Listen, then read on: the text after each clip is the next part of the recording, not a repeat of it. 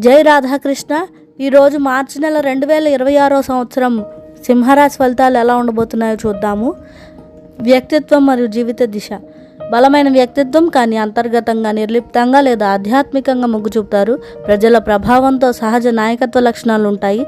జీవితంలో ప్రధాన పరివర్తనలు మరియు ఆకస్మిక మలుపులు ఉంటాయి. కుటుంబం లేదా స్నేహితులతో సంబంధ వైరుధ్యాలు మరియు ఘర్షణలు ఉంటాయి. జీవితంలో లేదా కెరీర్లో ఆకస్మిక ఒడిదుడుకులు ఉంటాయి. గుర్తింపు, గందరగోళం లేదా స్వీయ సంతృప్తి లేకపోవడం జరుగుతుంది. కుటుంబ జీవితం. కుటుంబం సింహరాశి వారి నాయకత్వంపై ఆధారపడి ఉండవచ్చు. ఆకస్మిక కుటుంబ మార్పులు లేదా ఆర్థిక హెచ్చుతగ్గులు సాధ్యం. అన్నల నుండి లాభాలు మరియు మద్దతు ఉంటాయి. గృహశాంతిలో భావోద్వేగ హెచ్చుతగ్గులు ఉంటాయి. తల్లి ఆరోగ్య సున్నితత్వాన్ని ఎదుర్కోవచ్చు. ఆస్తి విషయాలను జాగ్రత్తగా నిర్వహించడం అవసరం. పిల్లలు తెలివైన వారు మరియు ప్రతిష్టాత్మకంగా ఉండవచ్చు. పిల్లల ద్వారా కొన్ని కర్మపాఠాలు నేర్చుకోబడతాయి. ఆరోగ్య సమస్యలు.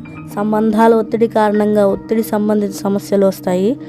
పునరుత్పత్తి లేదా హార్మోన్ల సమస్యలు వస్తాయి. గుండె లేదా రక్తపోటు సమస్యలు వచ్చే అవకాశం ఉంది. వివాహ జీవితం. వివాహం అనేది తీవ్రమైన అనుభవాలతో కూడిన ప్రధాన జీవిత ఇతివృత్తం. జీవిత భాగస్వామి ఆధిపత్యం శక్తివంతం లేదా కెరీర్ ఆధారితంగా ఉండవచ్చు. అపార్థాలు లేదా అధికార పోరాటాల అవకాశం ఉంది. విద్యార్థులు. నిర్వహణ, రాజకీయాలు, చట్టం లేదా నాయకత్వ ఆధారిత రంగాల్లో మంచిగా ఉండబోతుంది. భావోద్వేగ అస్థిరత కారణంగా పరధ్యానాలను ఎదుర్కోవచ్చు. నిర్మాణాత్మక క్రమశిక్షణ ద్వారా విజయం వస్తుంది. ఉద్యోగస్తులు. ప్రజలను దృష్టిలో ఉంచుకుని లేదా భాగస్వామ్య పాత్రలకు బలమైన అవకాశం ఉంది. నెట్వర్కింగ్ మరియు టీం ద్వారా లాభాలు ఉంటాయి. కెరీర్లో ఆకస్మిక మార్పులు లేదా పాత్ర మార్పులు సంభవించవచ్చు. అదృష్టం హెచ్చుతగ్గులకు లోనవుతుంది. మంచి మరియు చెడు రెండూ సాధ్యమే. నెట్వర్క్ల ద్వారా బలమైన ఆర్థిక వృద్ధి ఉంటుంది. వ్యాపారవేత్తలు. భాగస్వామ్య ఆధారిత వ్యాపారాల్లో విజయం ఉంటుంది. పెద్ద క్లయింట్ నెట్వర్క్ల ద్వారా లాభాలుంటాయి. ఒప్పందాల్లో హఠాత్తు నిర్ణయాలకు దూరంగా ఉండాలి. రాజకీయ నాయకులు లేదా ప్రజా ప్రముఖులు. బలమైన ఆకర్షణ మరియు ప్రజా దృశ్యమానత ఉంటాయి. పొత్తులు మరియు సహకారాల ద్వారా లాభాలుంటాయి. అదుపులో లేకపోతే ప్రజా వివాదాల ప్రమాదంలో పడవచ్చు.